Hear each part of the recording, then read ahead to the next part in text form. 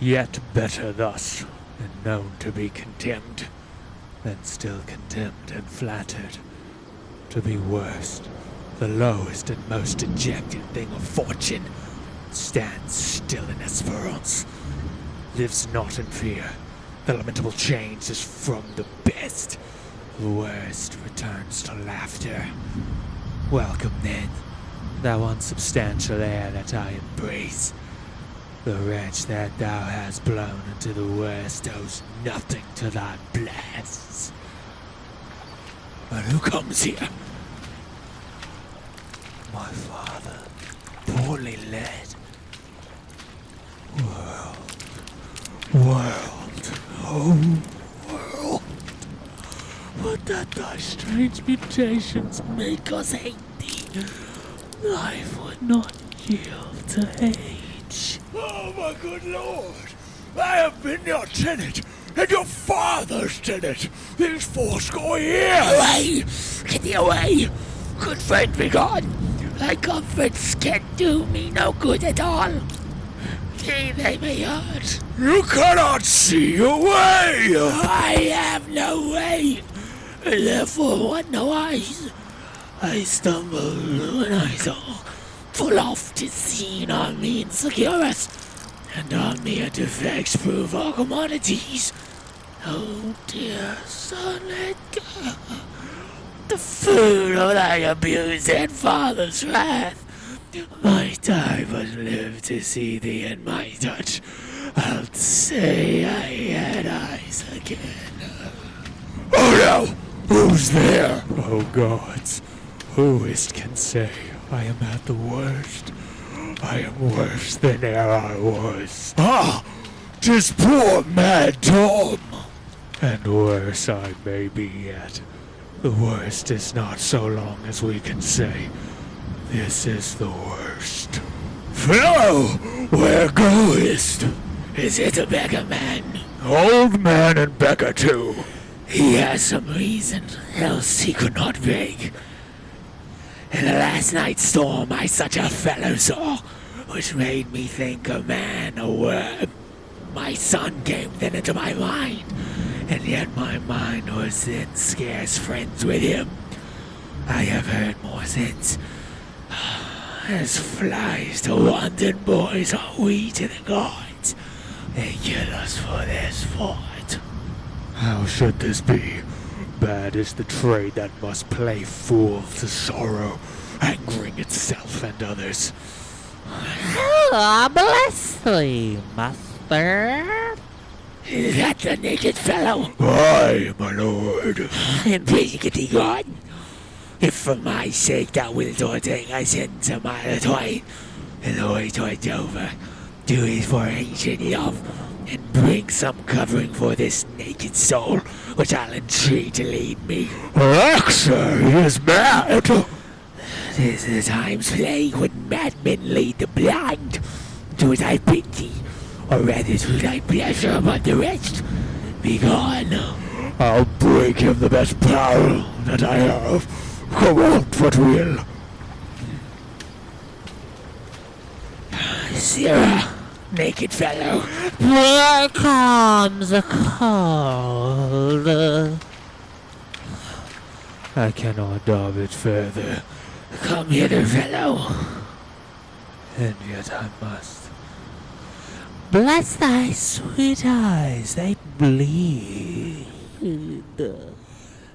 Knowest thou the way to Dover? Both silent gate, horseway and footpath. Poor Tom hath been scared out of his good wits. Bless thee, good man, son, from the foul fiend. Thy fiends have been in poor Tom at once of lust, as pity cat, penitence, prince of dumbness, murder of stealing, murder of murder, liberty gibbet of moping and marrying, who since possesses chambermaids and waiting women. So bless thee, master. Here, take this purse. Now, the heaven's plagues have humbled to our strokes, and I am wretched makes thee happier. Heaven still so still. Not a superfluous and less dieted man that slaves your ordinance, that will not see because he does not feel your power quickly. So distribution should undo excess, and each man have enough. Dost thou know Dover? Aye, master! There is a cliff whose high and bending head looks fearfully in the confined and deep.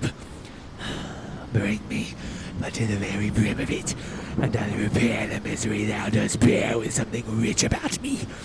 From that place I shall know leading. Give me thy arm, for Tom shall lead thee.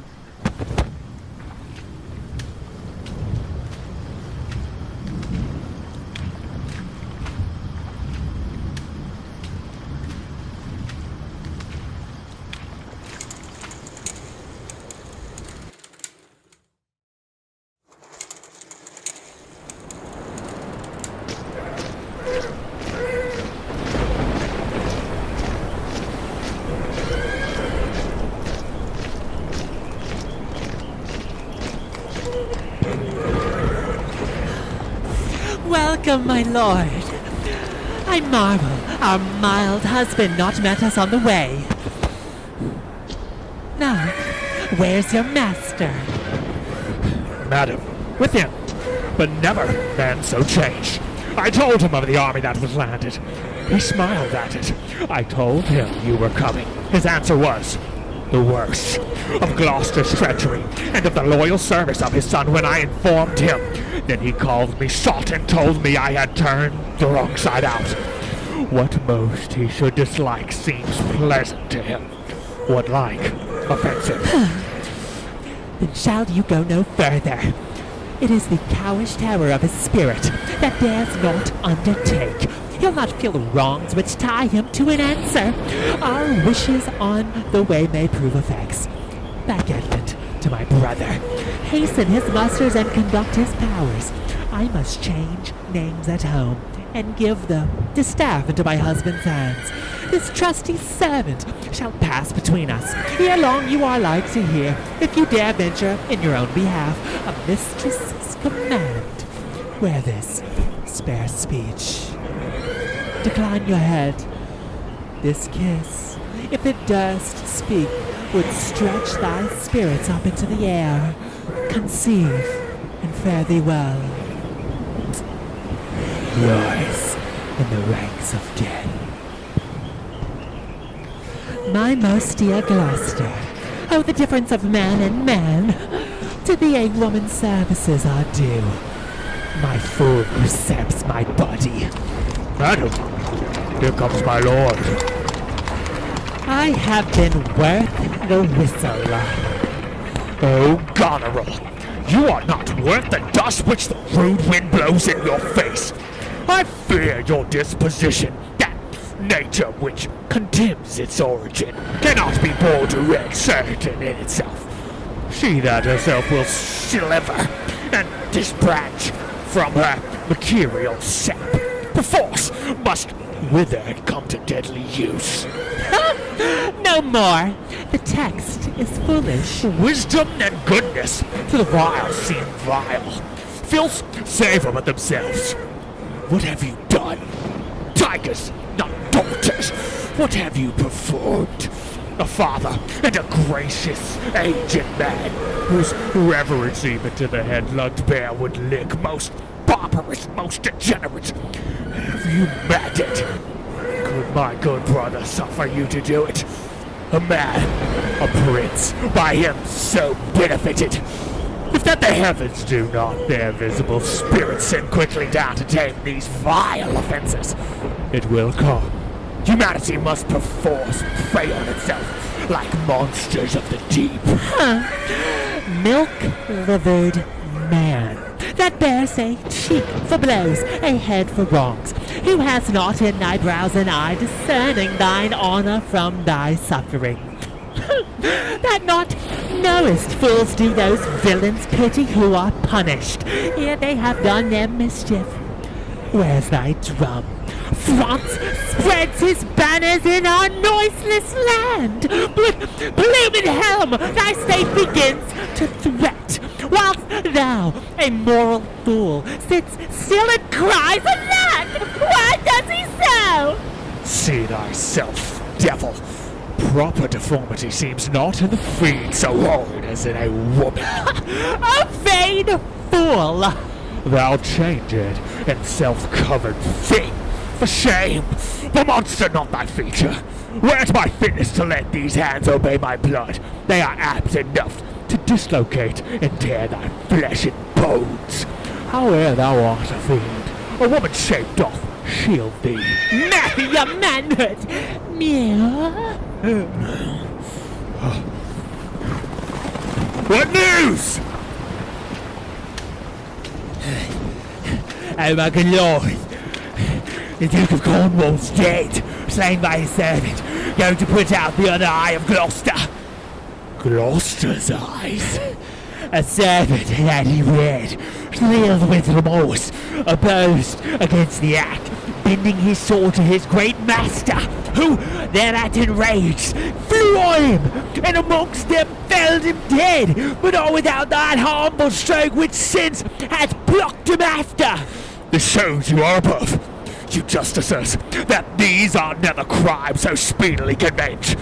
But, oh, poor Gloucester, lost he his other eye?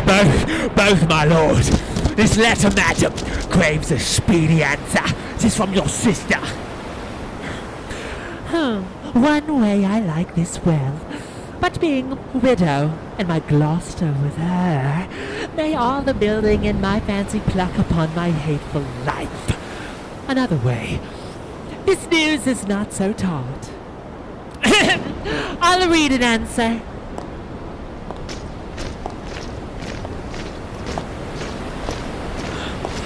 Where was his son when they did take his eyes? Come with my lady hither. He is not here. No, my good lord, I met him back again. Knows he the wickedness? Aye, my good lord, 'twas he informed against him, and quit the house on purpose, that their punishment might have the freer course. Gloucester, I live to thank thee for the love thou showest the king, and to revenge thine eyes. Come hither, friend. Tell me what more thou knowest.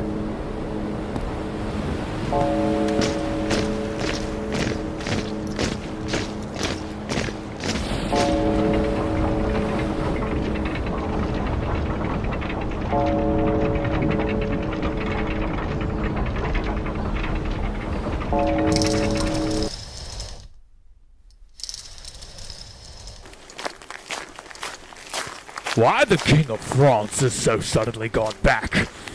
Know you no reason? Something he left in perfect in a state, which since his coming forth is thought of, which imports to the kingdom so much fear and danger that his personal return was most required and necessary. Who hath he left behind him, General? The Marshal of France, Monsieur Lafar. Did your letters pierce the Queen to any demonstration of grief? Aye, sir. She took them, read them in my presence, and now and then an ample tear trilled down her delicate cheek. It seems she was a queen over her passion, who, most rebel-like, sought to be king o'er her. Oh, did it move at her? Not to a rage, patience and sorrow strove who should express her goodliest. You have seen sunshine and rain at once. Her smiles and tears were like a better way. Those happy smilets that played on her ripe lips seemed not to know what guests were in her eyes, which parted thence as pearls from diamonds dropped. In brief, sorrow would be a rarity, most beloved, if all could so become it. Made she no verbal question? Faith, once or twice she heaved the name of father pantingly forth, as if it pressed her heart, cried, "Sisters, sisters, shame of ladies, sisters, Kent, fathers, sisters, what in the storm of the night? Let not pity be believed. There she shook the holy water from her heavenly eyes, and clamor moistened. Then away she started to deal with grief alone. It is the stars. The stars above us govern our conditions. Else one self-made and make could not beget such different issues. You spoke not with her since? No. Was this before the king returned? No. Since? Well, sir, the poor distressed Lear is in the town, who sometime in his better tune remembers what we are come about, and by no means will yield to see his daughter. Why, good sir, a sovereign shame so elbows him. His own unkindness, that stripped her from his benediction, turned her to foreign casualties, gave her dear rights to his dog-hearted daughters. These things sting his mind so venomously that burning shame detains him from Cordelia. Alack, poor gentleman. Of Albany's and Cornwall's powers, you heard not? It is so. They are afoot. Well, sir, I'll bring you to our master Lear, and leave you to attend him. Some dear cause will in concealment wrap me up a while. When I am known aright, you shall not grieve lending me this acquaintance. I pray you go along with me.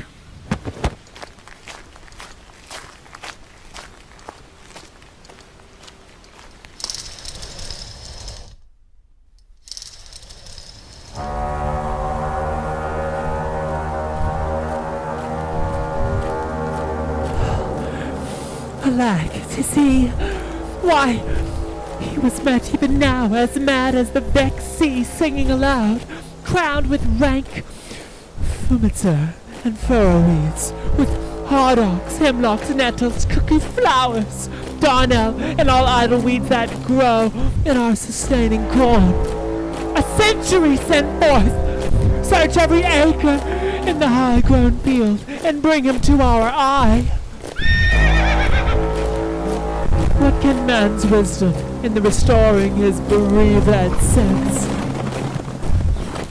He that helps him take all my outward worth. There is means, madam, of falseness of nature's repose, to which he lacks, that to evoke in him a many simple operative, whose power will close the eye of anguish. All blessed secrets, all you unpublished virtues of the earth, spring with my tears. Be aided and remediate in the good man's distress. Seek for him, lest his ungoverned rage dissolve the life that wants the means to lead it. News, madam, the British powers are marching hitherward. 'Tis known before. Our preparation stands in expectation of them. Oh, dear father, it is thy business that I go about.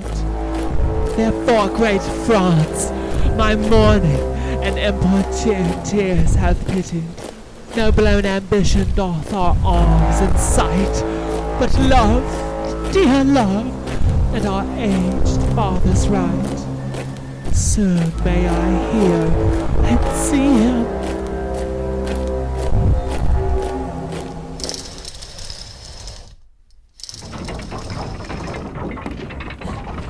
But are my brother's powers set forth? Aye, madam.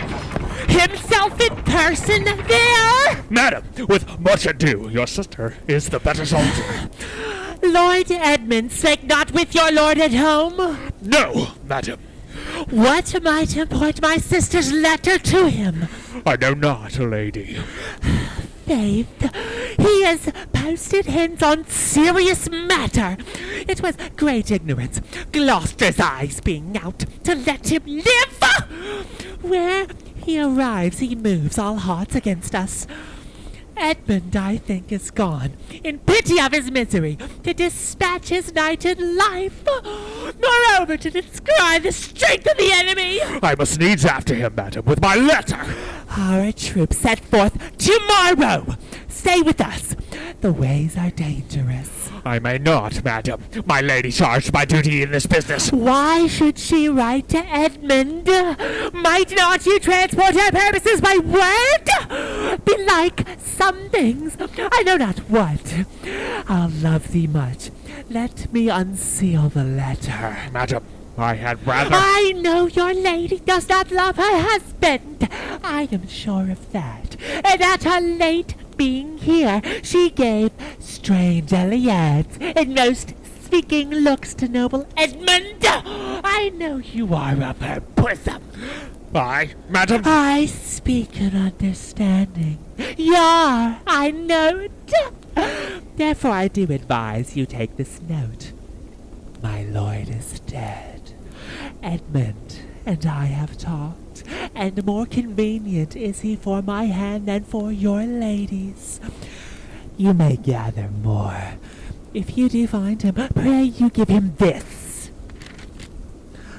And when your mistress hears thus much from you, I pray desire her call her wisdom to her. So fare you well. If you do chance to hear of that blind traitor, preferment falls on him that cuts him off. When I could meet him, madam, I should show what party I do follow. Fare thee well.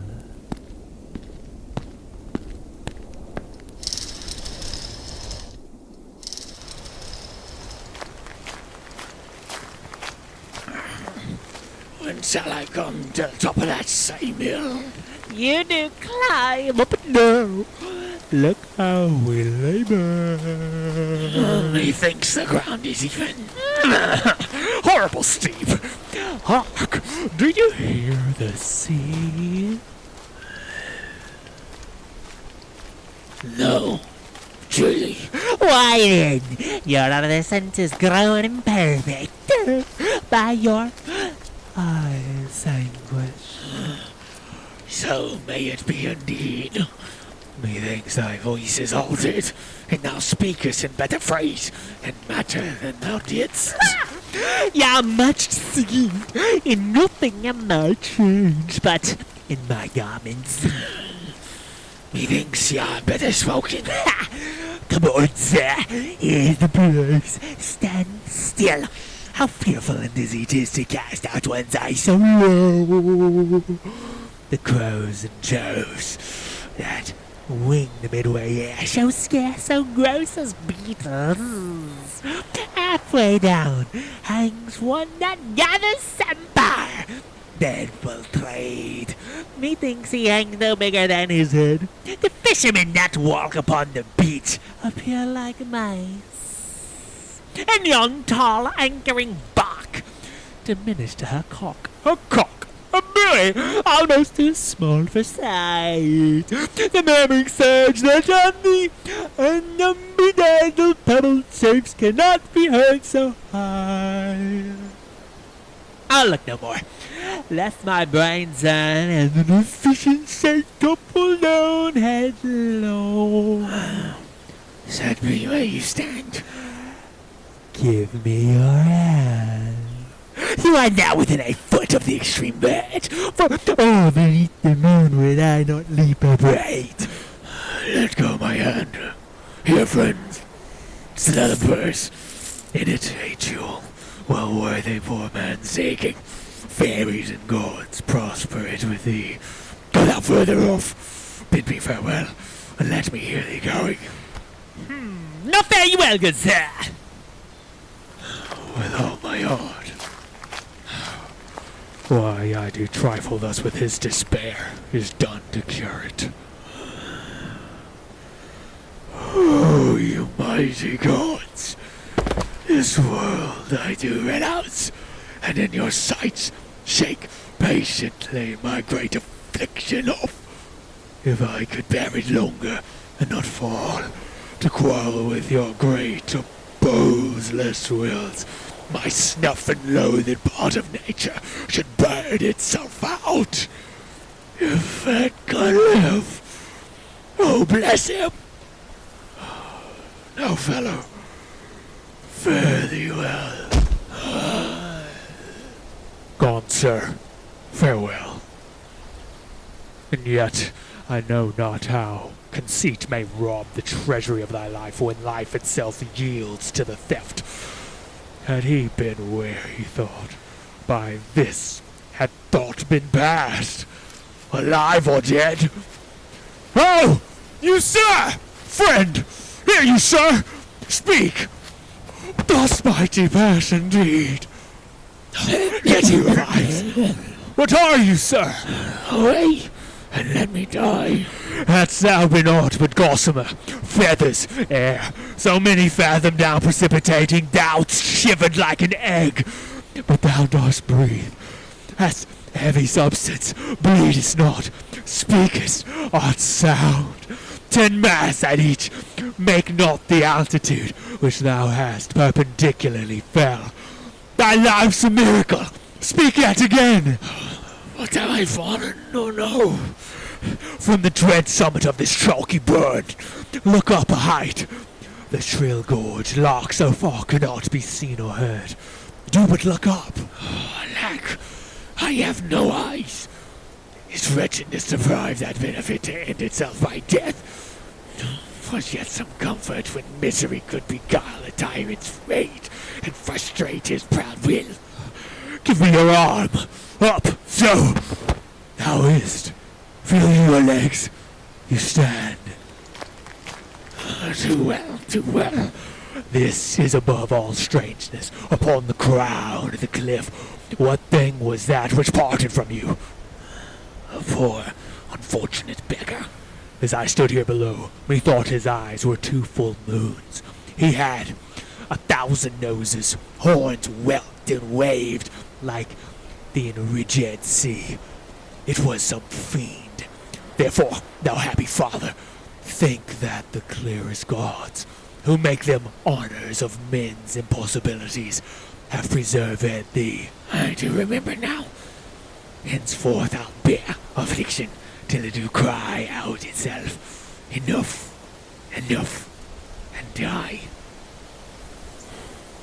That thing you speak of, I took it for a man. Oft 'twould say, the fiend. He led me to that place, bear free and patient thoughts. But who comes here? The safer sense will there accommodate his master thus. No, I cannot touch me behind. I am the king himself. Oh, thou side-piercing sight. Nature's above art in that respect. There's your best money. That fellow handles his bow like a crow keeper. Draw me a clothier's yard. Look, arouse. Peace. This piece of toasted cheese will do it. There's my goat's lid. I'll prove it on a giant. Bring up the round pills. Oh, well flown bird in the cloud. Yeah. Give it away. Sweet marjoram. Pass. I know that voice. Corduroy with a white beard. They flattered me like a dog and told me I had the white hairs in my beard and the black ones were there. To say I and knew everything that I said. I and know too was no good divinity. Yeah, when the rain came to wet me once, and the wind to make me chatter, when the thunder would not peace at my bidding, there I found him, there I smelled him out. Come to, they are not men of their words. They told me I was everything. 'Tis a lie. I am not arguing proof. The trick of that voice I do well remember. Is not the king. I, every inch a king. When I do stare, see how the subject quakes. I pardon that man's life. What was thy cause? Adultery? Thou shalt not die. Die for adultery? No. The rain goes to it, and the small-gilded fly does letter in my sight. Let copulation thrive. For Gloucester's bastard son was kinder to his father than my daughters got between their awful sheets. To its luxury, pell-mell, for I lack soldiers. Behold yon simpering dame, whose face between her forks presses as snow. That mince his virtue, and does shake the head to hear our pleasure's name. Defeats you, nor the soy-led horse goes to it with a more riotous appetite. Down from the waist they are centaurs, though women all above, but to the girdle to the gods inherit. Beneath is all the fiends. There's hell, there's darkness, there's the sulphurous pit, burning, scalding stench, consumption. Five!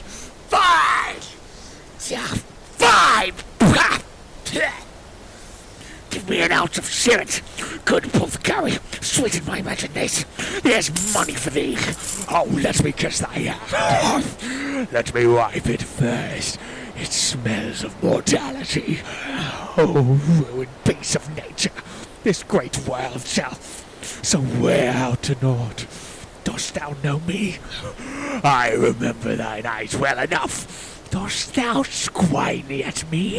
Know thy worst, blind Cupid. I'll not love.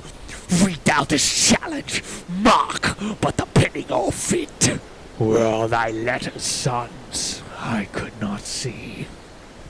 I would not take this from report. It is, and my heart breaks at it. Read. What? With the case of ice? Oh! Are you there with me?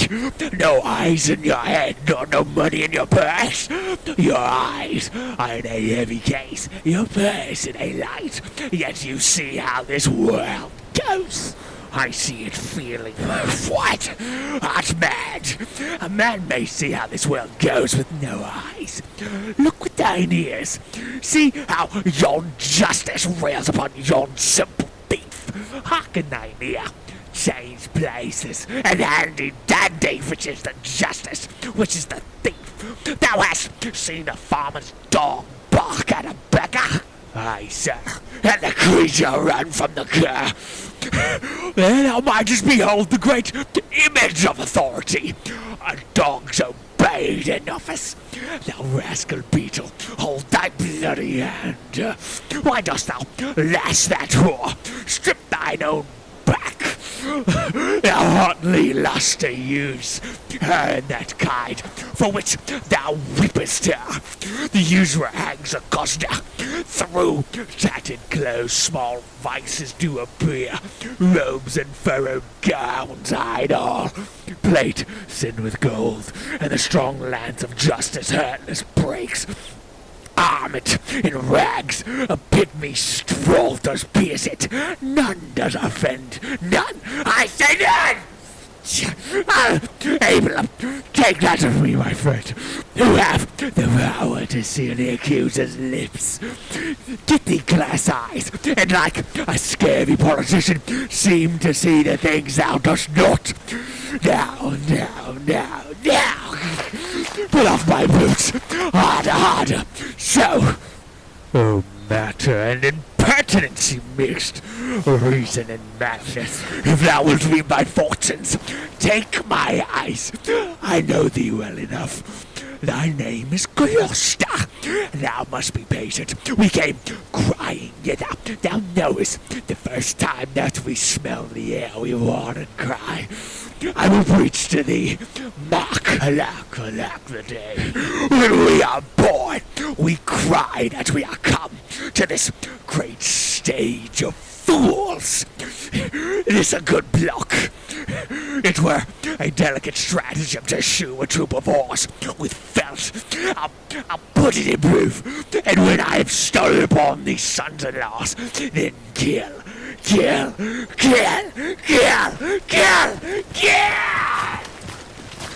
Oh, here he is! Lay hand upon him. Sir, your most dear daughter. No rescue! What? A prisoner? I am even the natural fool of fortune. Use me well. You shall have ransom. Let me have surgeons. I am cut in the brain. You shall have anything. No seconds. All myself. Why? This would make a man of salt. To use his eyes for God and water. hearts. Aye, and laying autumn's dust, I will die bravely, like a smug bridegroom. What? I will be jovial. Come, come, I am a king. Masters, know you that? You are a royal one, and we obey you. There's life in. Come, I you get it. You shall get it by running. Shah.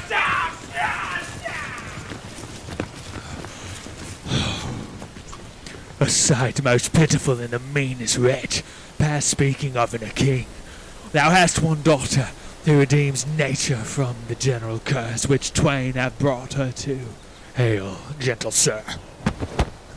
Sir, speed you. What's your will? Do you hear aught, sir, of a battle toward? Most sure and vulgar. Everyone hears that which can distinguish sound. But, by your favor, how near's the other army? Near, and on speedy foot. The main descry stands on the hourly thought. I thank you, sir. That's all. Though that the Queen on special cause is here, her army is moved on. I thank you, sir.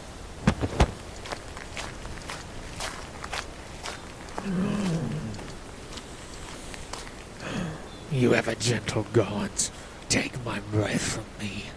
Let not my worthless spirit tempt me again to die before you please. Well, pray you, father. Now, good sir, what are you? A most poor man, made tame to fortune's blows, who, by the art of known and feeling sorrows, am pregnant to good pity. Give me your hand. I'll lead you to some biding. Hearty thanks. The bounty and the benison of heaven to boot. A proclaimed prize! Most happy that eyeless head of thine was first framed flesh to raise my fortunes.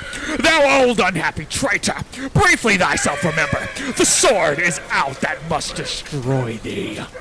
Oh, let thy friendly hand put strength enough to it. Wherefore, bold peasant, darest thou support a published traitor? Hence, lest that the infection of his fortune take like hold on thee, let go his arm.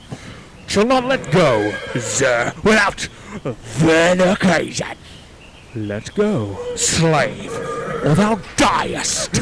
Good gentlemen, go your gate, and let poor man out there have been doing alone. Do not have been so long as this, but a fortnight. No, come not near to that. Get out, Sabordi, or is it tired of your course out of my battle below? She's be plain with you. Out! Daniel!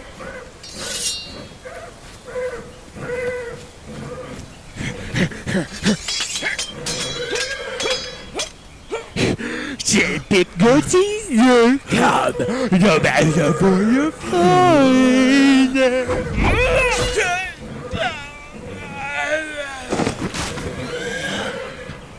Slave, thou hast slain me. Villain, take purse. If ever thou wilt thrive, bury my body, and give these letters, which thou findest about me, to Edmund, Earl of Gloucester. See come out upon the English party. Oh, untimely death. Death. I know thee well, a serviceable villain, as duteous to the vices of thy mistress as badness would desire. What? Is he dead? Sit you down, father. Rest you. Let's see these pockets.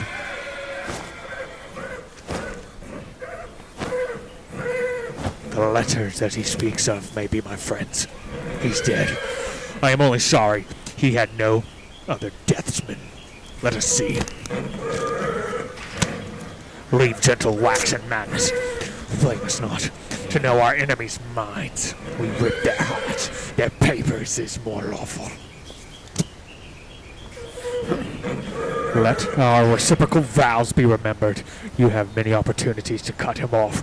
If your will want not, time and place will be fruitfully offered. There is nothing done if he return the conqueror. Then am I the prisoner, and his bed my gown. From the loathed warmth whereof deliver me, and supply the place for your labor. Your wife, so I would say, affectionate servant, Goneril. Oh, distinguished space of a woman's will, a plot upon her virtuous husband's life, in the exchange my brother. Here in the sands, thee I'll rake up, the post unsanctified of murderous lechers, and in the mature time, with this ungracious paper, strike the sight of the death-practiced Duke.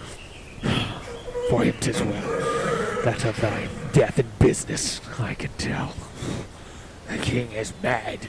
How stiff is my vile sense that I stand up and have ingenious feeling of my huge sorrows.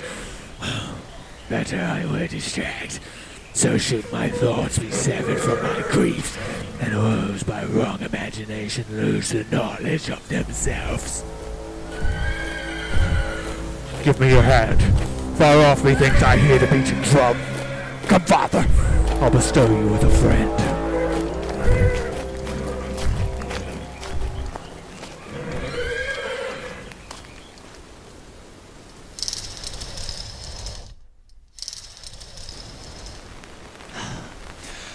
O thou good Kent, how shall I live and work to match thy goodness?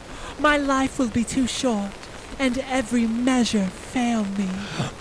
To be acknowledged, madam, is o'erpaid.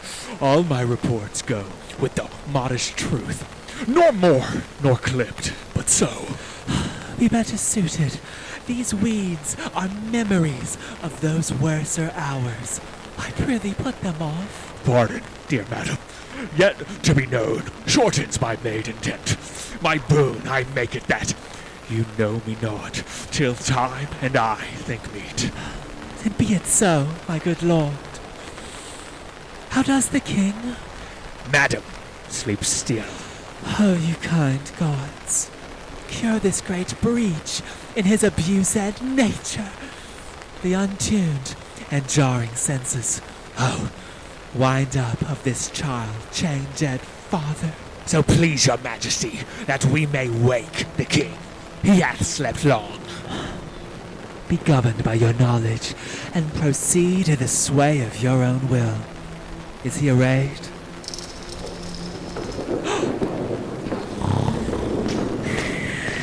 Aye, madam. In the heaviness of sleep, we put fresh garments on him. Be by, good madam. When we do awake him, I doubt naught of his temperance. Very well. Please you draw near. Louder the music there. Oh, my dear father, restoration hang thy medicine on my lips, and let this kiss repair those violent harms that my two sisters have in thy reverence made. Kind and dear princess. Had you not been their father, these white flakes did challenge pity of them. Was this a face to be opposed against the jarring winds? To stand against the deep dread bolted thunder? In the most terrible and nimble stroke of quick cross lightning to watch? Poor Perdieu, with this thin helm? Mine enemy's dog, though he had bit me, should have stood that night against my fire. And wast thou fain, poor father, to hovel thee with swine and rogues forlorn in short and musty straw? Alack, alack, 'tis wonder that thy life and wits at once had not concluded all. He wakes. Speak to him. Madam, do you?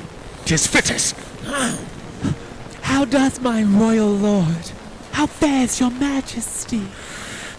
You do me wrong to take me out of the grave. Thou art a soul in bliss, but I am bound upon a wheel of fire, that mine own tears do scars like molten lead. Sir, do you know me? Your spirit, I know. Where did you die? Still, far wide. He's scarce awake. Let him alone a while. Where have I been? Where am I? Fair daylight. I am miserably abused. I should e'en die with pity to see another thus. I know not what to say. I will not swear these are my hands. Let's see. I feel this pinprick. Would I were assured of my condition. Oh, look upon me, sir, and hold your hand in benediction on me. You must not kneel. Ha! Pray do not mock me. I am a very foolish, fond, old man. Fourscore and upwards. Not an hour more nor less. And to deal plainly, I fear I am not in my perfect mind. Methinks I should know you, and know this man. Yet I am doubtful, for I am mainly ignorant what place it is, and all skill I have remembers not these garments. Nor I know not where I did lodge last night. Do not laugh at me, for as I am a man, I think this lady to be my child, Cordelia. And so I am. Be your tears wet? Yes, Faith. I pray weep not. If you have poison for me, I will drink it. I know you do not love me, for your sisters have, and I do remember, done me wrong. You have some cause. They have not. No cause. Am I in France? In your own kingdom, sir. Do not abuse me. Be comforted, good madam. The great raid you see is killed in him, and yet it is danger to make him, even all the time he has lost. Desire him to go in, trouble him no more till further settling. Will it please your highness walk? You must bear with me. Pray you now, forget and forgive. I am old and foolish.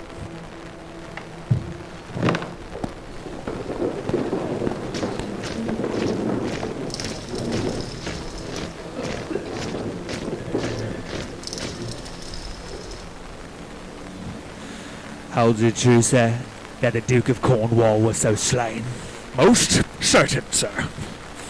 Who is conductor of his people? As 'tis said, the bastard son of Gloucester. They say Edgar, his banished son, is with the Earl of Kent in Germany. Report is changeable. 'Tis time to look about. The powers of the kingdom approach apace. The abysmal is like to be bloody. Fare you well, sir.